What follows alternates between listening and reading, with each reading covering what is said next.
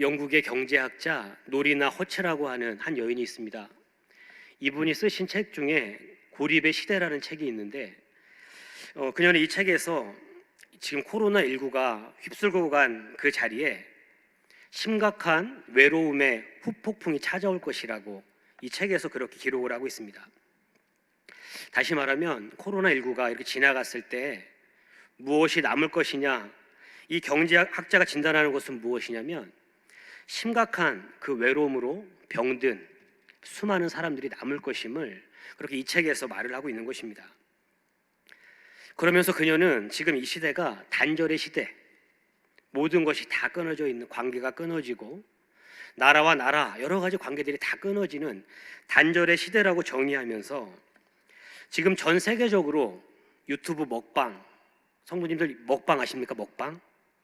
네, 먹는 것 엄청나게 많이 먹거나 아니면 맛있게 먹거나, 이 두 개 중에 하나인데, 이 먹는 프로그램이 전 세계적으로 선풍적인 인기를 끌고 있다는 것입니다. 그러면서 이렇게 먹방이 왜 이렇게 인기가 있을까? 그것을 이 여인이 이렇게 진단을 합니다. 1인 가구가 증가하면서 혼자 사는 사람들, 혼자 밥 먹는 사람들을 뭐라고 합니까? 혼밥족이라고 하는데, 혼자 밥 먹는 혼밥족들이 늘어나기 시작하면서 이들이 혼자 먹을 때 외롭지 않습니까? 그러면서 이 앞에다가 유튜브를 틀어놓고 먹방 프로그램을 그렇게 시청을 하는 것입니다. 그러면서 그것을 보면서 밥을 먹다가 이 먹방 스타 있지 않습니까? 아주 잘 먹거나 맛있게 먹거나 많이 먹거나, 근데 이런 분들이 하는 그것들을 보면서 기분이 좋다, 너무 프로그램이 재밌다, 너무 맛있게 먹는다 하면 별풍선을 기부를 합니다. 말하자면 돈을 보내는 것입니다.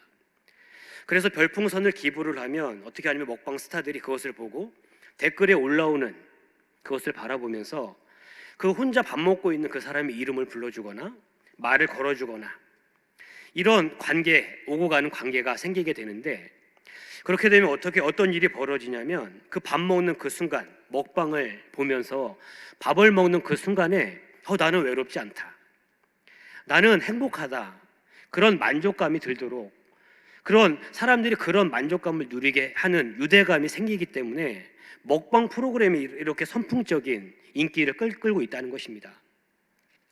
그런데 먹방 그 프로그램을 보면서 밥을 먹을 때 정말 외롭지 않을까요?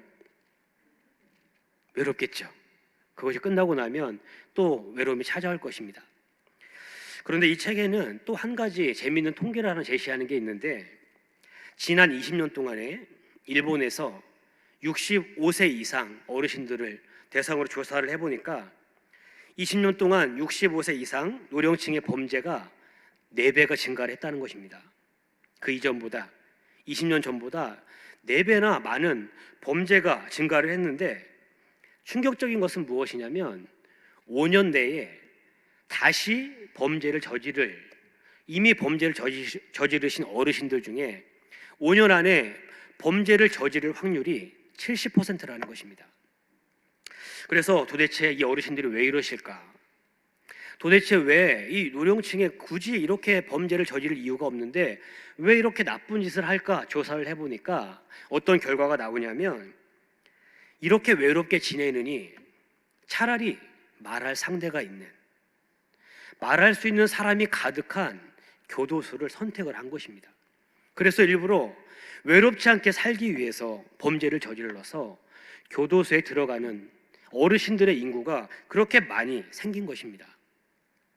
이분들에게 교도소는 어떤 곳이냐면 사막의 오아시스 같은 곳입니다. 외롭게 그렇게 사막처럼 살아가는 인생 중에 대화할 상대가 있는, 바로 그것이 이분들에게는 오아시스라는 것입니다. 오늘날 기술이 발전하면서 인터넷이 발달하고 사람들이 개인적으로 주고받는 소셜미디어, SNS가 발달을 하기 시작하면서 이렇게 겉으로 봤을 때는 서로가 다 연결이 돼 있는 것 같고 24시간 동안 서로가 서로에게 영향을 주는 것 같은데, 근데 실질적으로 그 안으로 들어가 보면 얼굴과 얼굴로 마주하는, 이렇게 예배에 나와서 얼굴과 이렇게 마주보는 이런 것이 아니라 그냥 유사 만남, 그냥 아주 형식적인 만남에 그치기 때문에 여기서 많은 문제가 발생을 한다는 것입니다. 그래서 실질적으로 그 그 SNS, 소셜 미디어를 많이 사용하는 청소년일수록 우울증에 빠질 확률이 높다는 그런 연구 결과가 나왔다는 것입니다.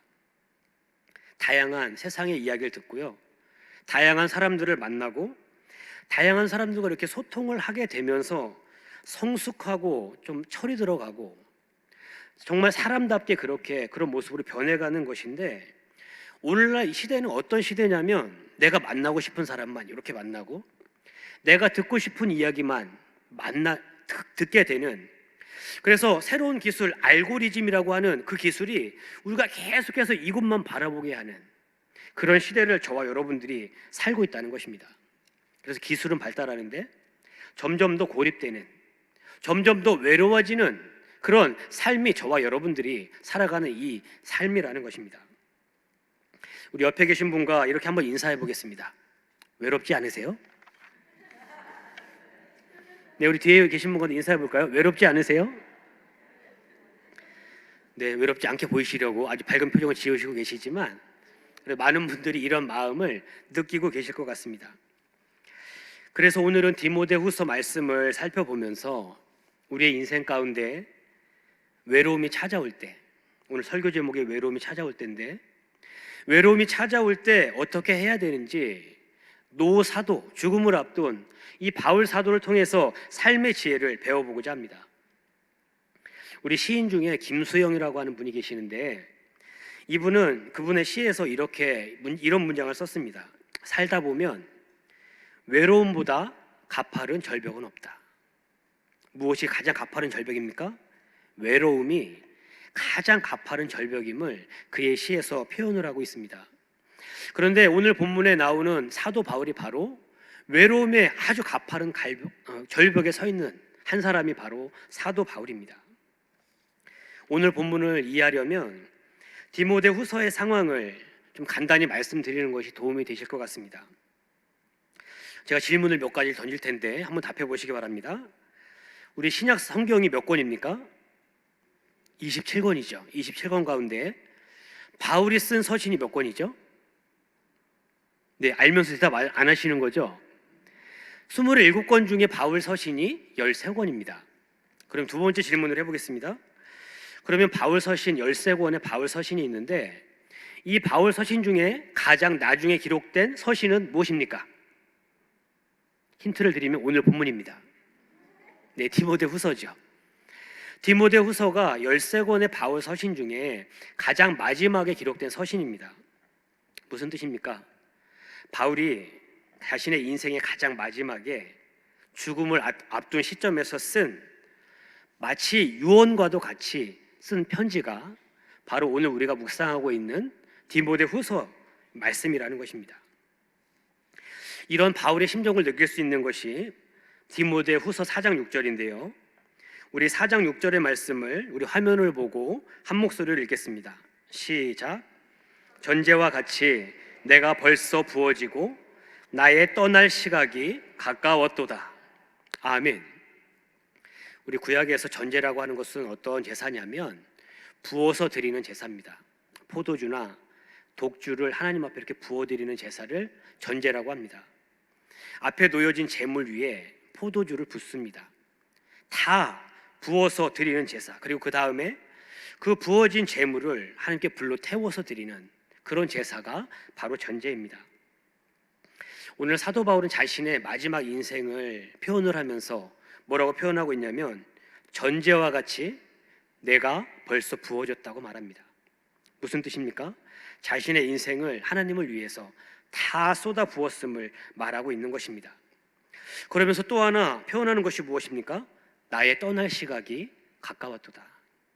내가 죽을 날이, 난 머지않아 하나님 부르실 날이 지금 가까이 왔습니다.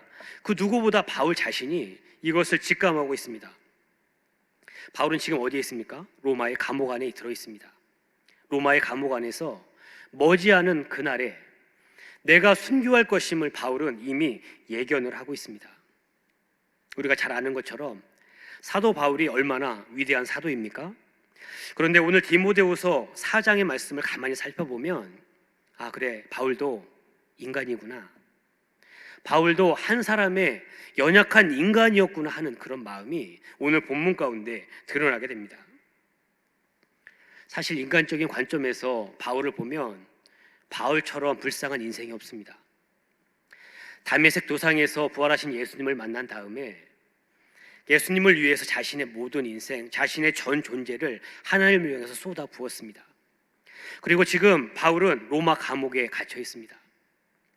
인생의 말년에 로마의 감옥에 갇혀 있을 때 바울에게 남아있는 것 아무것도 없습니다. 그래서 지금 그는 외로움의 절벽 앞에 지금 서 있습니다. 외로움이 찾아오니까 그 위대한 사도 바울도 이 마음 가운데 섭섭함이 찾아옵니다.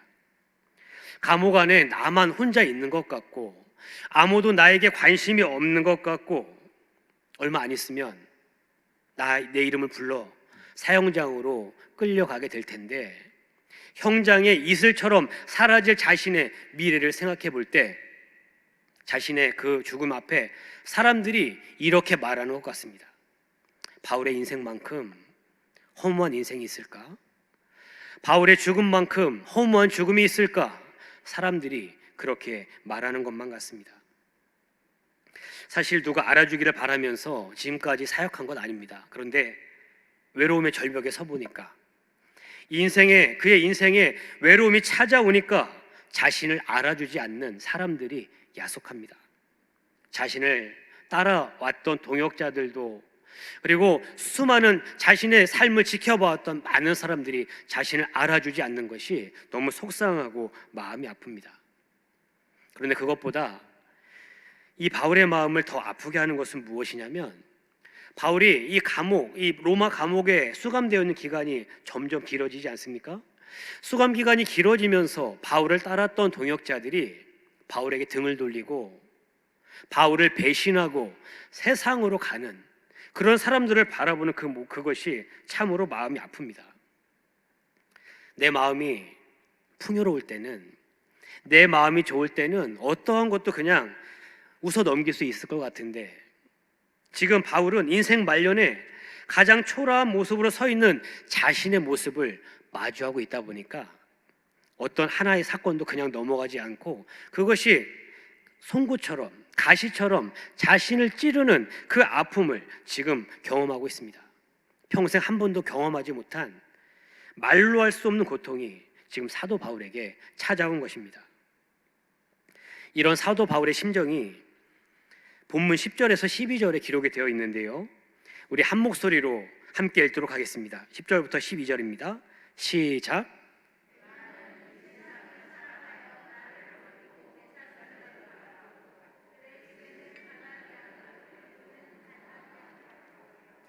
누가만 나와 함께 있느니라. 내가 올 때에 마가를 데리고 오라.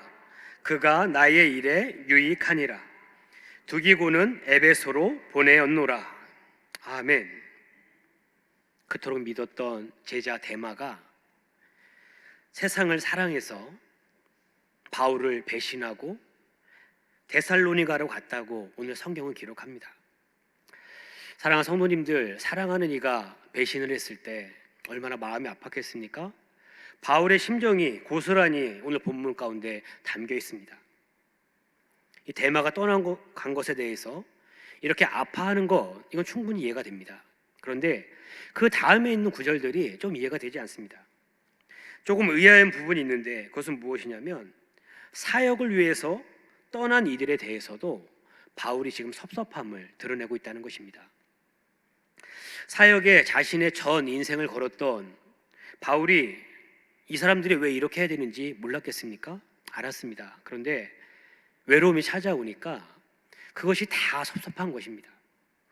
사역 때문에 어쩔 수 없는 건 알겠는데 섭섭한 마음은 어쩔 수 없는 것입니다. 설교를 준비하면서 이 부분이 마음에 많이 찔렸습니다. 부모님께 잘 못하는 제 모습을 조금 돌아보게 되었습니다. 지금 그레스게, 디도, 두기고는 목회자가 없는 교회, 지금 사역자가 필요한 지역으로 지금 파송받아서 갔습니다. 그래서 마땅히 그곳에서 사역하는 것이 마땅합니다. 그런데 바울의 마음 가운데 자신의 인생의 마지막에 자신이 가슴으로 낳은 이 제자들과 함께하지 못하는 것이 너무 섭섭하고 마음이 아픈 것입니다. 그래서 그 안타까움을 오늘 본문 가운데 지금 표현을 하고 있습니다. 지금 바울 옆에 누가 있습니까? 누가가 함께 있죠. 오늘 누가가 함께 있다고 말하고 있습니다. 그런데 외로움 앞에서는 장사가 없는 것입니다. 누가가 항상 자신과 동행하면서 잘 돌봐주고 있음에도 섭섭한 마음이, 외로운 마음이 드니까 이것이 감당이 되지 않는 것입니다. 사랑하는 성도님들, 아무리 예수를 잘 믿어도 인생의 어느 순간에 외로움이 찾아올 때가 있습니다. 내가 예수를 잘 믿고 예배를 잘 드리고 하나님 앞에 헌신하면서 나가고 있는 그런 상황이 되더라도 어느 순간에 인생의 외로움이 찾아올 때가 분명히 우리에게 있습니다. 오늘 본문의 사도 바울을 보십시오. 하나님을 그토록 사랑하고 하나님의 나라 사역을 위해서 평생을 헌신했던 바울이 이 죽음의 외로움 앞에서 아주 고통 가운데 신음하고 있습니다. 말씀을 준비하면서 바울의 외로움이 이랬다면, 죽음을 앞두고 있는 바울의 마음이 이랬다면, 하나님을 알지 못하고 죽어가고 있는, 외로움에 허덕이고 있는 세상 사람들의 마음은 어떨까 생각을 해보았는데 상상조차 되지 않았습니다. 그들은 어떤 마음으로 살아갈까? 사실 제 입장에서 그들의 마음이 상상조차 되지 않았습니다. 그렇다면 이렇게 인생을 살아가다가 외로움이 찾아올 때 믿음의 사람들은 어떻게 행동해야 되는지 오늘 사도 바울을 통해서 함께 살펴보도록 하겠습니다. 첫째, 인생의 외로움이 찾아올 때는 믿음의 동역자와 함께 있어야 합니다. 한번 따라해 보십시오. 믿음의 동역자와 함께 있어야 합니다. 외로움이 찾아오면 가슴이 텅 빈 것처럼, 나는 아무것도 없다고, 나는 외로워 죽겠다고, 나는 이것을 견딜 수가 없다고 이런 고백을 하게 됩니다. 이런 상실의 감정이 점점 발전하면 심리적인 문제로 그렇게 발전되기도 합니다. 이렇게 외로움이 찾아오고 그리고 이런 상실의 감정이 들 때 그때 사탄이 틈타기 때가 있습니다. 그래서 외로움이 주는 피해를 줄이려면 어떻게 해야 되냐면 동역자들에게 도움을 요청해야 한다는 것입니다. 오늘 9절입니다. 너는 어서 속히 내게로 오라. 아멘. 오늘 사도 바울은 외로운 마음이 이렇게 찾아오는 그 순간에 이 마음을 주체할 수 없어서 어떻게 하냐면 내 마음을 다 나눌 수 있는 디모데에게 눈물로 편지를 하면서 내가 지금 외로우니까 너는 지금 속히 내게로 와라. 내가 너무 힘들고 아프니까 너는 지금 내게로 오라고 지금 사도 바울이 요청을 하고 있습니다. 사랑하는 성도님들, 여러분들이 외롭고 힘들 때 함께 있어달라고 요청하면 다가오는 동역자들이 여러분에게 있습니까? 한번 생각해 볼 수 있기를 바랍니다. 얼마 전에 제가 담당하고 있는 교구의 한 권사님께서 찾아오셔서 제게 이렇게 물으셨습니다. 목사님, 요즘 너무 갈급해서 그러는데 동역자들과 함께 교회에 나와서 본당에서 기도하면 안 됩니까? 요즘 코로나를 지나면서 내 마음이 너무 메마르고 갈급해서 그러는데 기도하는 동역자들, 권사님들과 함께 성전에 나와 기도하면 안 됩니까? 이런 요청을 해오셨습니다. 그래서 낮 시간에는 얼마든지 교회에 와서 기도하시라고 그렇게 말씀을 드렸습니다. 사랑하는 성도님들, 여러분에게 이런 공동체가 있습니까? 내가 힘들 때, 내가 갈급할 때, 내가 외로울 때, 내가 고통 가운데 있을 때 이 아픔을 나누고 함께 기도하며 함께 끌어안고 이거 아픔을 나눌 수 있는 공동체가 여러분에게 있는지 이것을 묻고 있는 것입니다. 코로나를 지나면서 우리의 만남의 깊이가 너무 얕아졌습니다. 그래서 진짜 만남은 다 사라지고 유사한 만남, 그냥 만나는 것 같은, 그냥 친구인 것 같은, 동역자인 것 같은 그런 느낌만 가득한 것이 지금 우리들의 만남의 현 주소입니다. 바라기는 우리 광석교회 안에 함께 울어주고 함께 웃어주는 진정한 공동체가 회복될 수 있기를 주님의 이름으로 축복합니다. 두 번째로, 인생의 외로움이 찾아올 때 외로움을 느끼게 하는 환경을 바꿔주어야 한다는 것입니다. 가만히 우리가 살아가고 있는 그 삶을 살펴보면 나를 계속해서 외로움으로 끌어가는 환경이 있다는 것입니다. 그 환경을 바꿔주어야 우리가 이것을 넘어설 수 있음을 오늘 본문이 말하고 있습니다. 오늘 본문 13절 상반절 말씀입니다. 우리 한 목소리를 읽겠습니다. 시작. 내가 올 때에 내가 들어와 가보의 집에 둔 겉옷을 가지고 오고. 아멘. 바울이 자신에게 찾아온 이 외로움을 극복하기 위해서 무엇을 요청하고 있습니까? 겉옷을 가져오라고 합니다. 들어와 가보의 집에 보관해둔 그 겉옷을 내게 가지고 오라고 지금 디모데에게 그렇게 편지를 하고 있는 것입니다. 여기서 말하는 겉옷은 그 가운데 구멍이 뚫려서 뒤집어 쓰는, 비를 피하고 추위를 피할 때 뒤집어 쓰는 그런 옷을 말합니다. 소매가 없이 그냥 판초 우이처럼 위에서 아래로 구멍에 넣어서 그 몸을 지키고 보호하는 그런 옷을 말합니다. 우리가 오늘 읽지는 않았지만 디모데후서 4장 21절에 보니까 겨울이 오기 전에 속히 오라고. 디모데야, 곧 겨울이 오니까 내게 속히 오라, 이렇게 바울이 요청을 하고 있습니다. 무슨 말입니까? 지금 로마 감옥에 날씨가 점점 추워져 가고 있다는 것입니다. 날씨가 점점 추워져 가고 있으니까 디모데야, 겉옷을 가지고 오라고. 왜냐하면 내가 외로움에 더 추위를 타고 있으니까 지금 너는 들어와 가보의 집에 보관되어 있는 내 겉옷을 가지고 와라. 내게 이 외로움을 조금 따뜻하게 해줄 수 있는 겉옷을, 내게 이 외로움을 조금 완화시켜 줄 수 있는 겉옷을 너는 가지고 오라고 지금 디모데에게 요청을 하고 있는 것입니다. 전도여행 열심히 다닐 때 드로아를 지나면서 당시에 더운 계절이었기 때문에 이 겉옷이 거추장스럽고 전도하는데 도움이 되지 않아서 그곳에 잠깐 맡겨두었습니다. 그런데 지금 그것이 필요하게 된 것입니다. 왜요? 외로움이 덜 느껴지도록 자신의 환경을 개선해야 되기 때문에 너는 겉옷을 가지고 와라. 내가 겉옷을 입으면 나의 이 외로운 추위가 덜할 것이니 너는 가지고 와라. 사랑하는 여러분, 춥다고 자꾸 말만 할 것이 아니라 춥지 않게 무엇을 입어야 된다고요? 겉옷을 입어야 된다는 것입니다. 여러분, 이것이 외로움을 이길 수 있는 지혜입니다. 우리 광석교 주변이 우리 성도님들의 말을 빌려서 말하면 천지개벽을 할 정도로 많이 개발이 되었다고 그렇게 많이 말씀들 하십니다.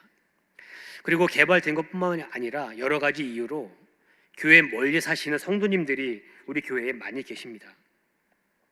믿음의 사람들이 외로움을 가장 덜 수 있는, 덜 느끼는 방법이 무엇인 줄 아십니까? 한번 따라해 보십시오. 교회에 가까이 이사 오는 것입니다. 할렐루야. 네, 교회에 가까이 이사 오셔서 이곳에서 믿음의 동역자들 자꾸만 만나시고 그곳에서 기도 제목을 나누고 함께 찬양하고 예배하게 되면 외로움을 덜 느끼게 되는데, 지금은 다 뿔뿔이 멀리 흩어져 계시니까 이전보다 더욱 외로움을 많이 느끼고 계시다는 것입니다. 형편이 되지 않아서 교회에 가까이 오기는 어려워요. 목사님 이렇게 말씀하실 수 있는데, 그러면 어떻게 해야 되겠습니까? 만남을, 약속을 잡을 때 교회 근처에서 잡는 것입니다. 교회 근처에서 밥 먹자, 교회 근처에서 차 마시자, 그러면서 교회 와서 함께 기도하고 밥 먹고 함께 기도하고 함께 차 마시고, 이런 장치들을 마련을 해두는 것입니다. 여러분, 이것이 우리가 이 외로움의 환경을 바꿀 수 있는 지혜입니다. 그리고 또 한 가지, 우리 마음에 있는 거리의 기준을 바꿀 필요가 있는데 한번 따라해 보겠습니다. 교회는 가까운데 집이 멀다. 한 번 더요. 교회는 가까운데 집이 멀다. 여러분, 교회가 먼 게 아닙니다. 뭐가 뭡니까? 집이 멉니다. 집이. 여러분, 이 마음의 거리를 좁히셔야 된다는 겁니다. 교회가 항상 멀리 있으면 교회 나오기가 너무 힘이 드는 것이죠. 교회는 가까이 있습니다. 늘 가까이 있습니다. 뭐가 멀리 있어요? 집이 먼 것입니다. 집이. 여러분, 이 마음의 기준을 바꿀 수 있기를 주님의 이름으로 축복합니다. 주변의 환경, 나의 언어 습관, 그리고 영적인 습관을 바꿀 때 우리에게 가진 이 외로움의 문제를 해결할 수 있다는 것입니다. 우리 세 번째입니다. 인생을 살다가 외로움이 찾아올 때 도움이 되는 양서 좋은 책들을 많이 읽으라는 것입니다. 우리 13절 하반절을 보겠습니다. 또 책은 특별히 가죽 종이에 쓴 것을 가져오라. 아멘. 오늘 사도 바울은 디모데에게 편지를 하면서 너는 특별히 가죽 종이에 쓴 이것을 가져오라고 합니다. 여기서 가죽 종이는 양피지를 말합니다. 당시에 가죽 두루마리로 이렇게 돌돌 말아놓은 그런 책을 말하는 것이죠. 어떤 성경학자들은 이 가죽 종이가 로마 시민권 증명서라고 말하기도 하고, 어떤 분들은, 어떤 신학자는 구약 성경이다, 어떤 신학자는 이것이 예수님 말씀을 기록해 놓은 책이다, 이렇게 말들을 합니다. 그러나 그것은 어디까지나 추정일 뿐입니다. 하지만 분명한 건 한 가지가 있습니다. 무엇입니까? 바울이 지금 외로운 마음을 많이 느끼고 있는데, 내가 이 책을 읽으면 나의 이 외로운 마음을 조금 덜어줄 수 있는, 내가 그동안 봤던 책들 중에 나에게 가장 도움이 될 수 있는 그 책을 지금 디모데에게 가져오라고 하는 것입니다. 외로움을 이겨내는데 도움이 되는 좋은 책들을 많이 읽을 수 있기를 주님의 이름으로 축복합니다. 우리 외로움이 우리를 가둬두면, 외로움에 갇히게 되면 자꾸 헛된 생각만 하게 되기 때문입니다. 하나님 말씀으로 영의 양식을 쌓아가고, 그리고 좋은 책들로 마음의 양식을 쌓아가게 되면 우리의 생각이 바뀝니다. 생각이 바뀌면 이 모든 삶의 변화가 일어나기 때문에 그때 외로움을 이것으로 인해서 이겨낼 수 있다고 바울이 오늘 충고를 하고 있는 것입니다. 마지막 네 번째는 인생을 살다가 외로움이 찾아올 때 사명의 줄을 끝까지 붙잡으라는 것입니다. 한번 따라해 보겠습니다. 사명을 끝까지 붙잡아라. 한 번 더요. 사명을 끝까지 붙잡아라. 바울은 지금 죽음 앞에서, 지금 가파른 외로움의 절벽 앞에 서서 엄청난 고통을 당하고 있습니다. 아무것도 못할 것 같은, 아무것도 할 수 있는 힘이 없을 것 같은 그런 상황에 지금 사도 바울이 처해져 있습니다. 그런데 바울은 아무것도 하지 않는 것이 아니라 무엇을 하냐면, 지금 감옥 속에서 자신이 할 수 있는 가장 최선의 일, 그것이 무엇입니까? 자신이 개척했던 교회, 자신이 복음을 전했던 사람들에게 편지를 쓰는 것입니다. 감옥에서 할 수 있는 가장 자신이 할 수 있는 최선의 일, 그 편지를 써서 교회를 격려하고 편지를 써서 사역자를 세우는 그 일을 지금 사도 바울이 지금 감옥에서 하고 있는 것입니다. 그렇게 기록된 바울의 편지가 무엇이 되었습니까? 우리가 읽고 있는 13권의 바울 서신 성경이 되었다는 것입니다.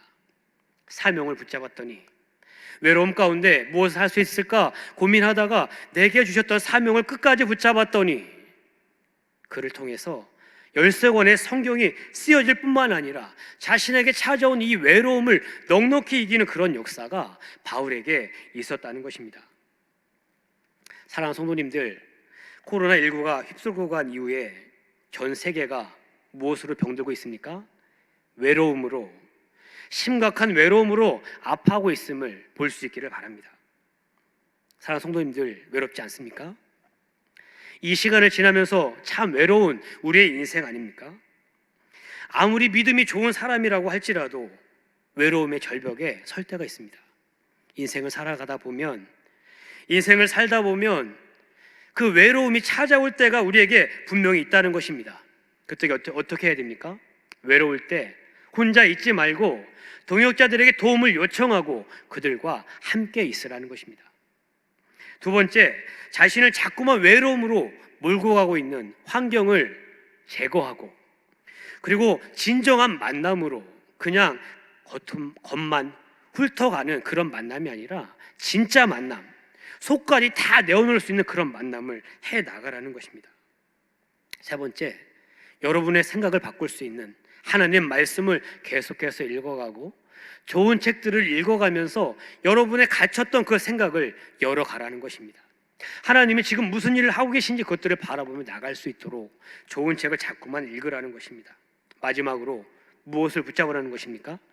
내게 주신 사명, 내게 주신 생명, 자녀들을 하나님 앞으로 인도하는 이 사명, 하나님의 몸된 주님의 몸된 교회를 섬기는 이 사명, 내게 하라고 주신 그 사명 끝까지 붙잡게 될 때에 우리에게 주신 이 어려움, 인생의 외로움, 인생의 모든 질곡과 여러 가지 아픔들을 다 이겨내게 되는 역사가 나타나게 될 줄로 믿습니다.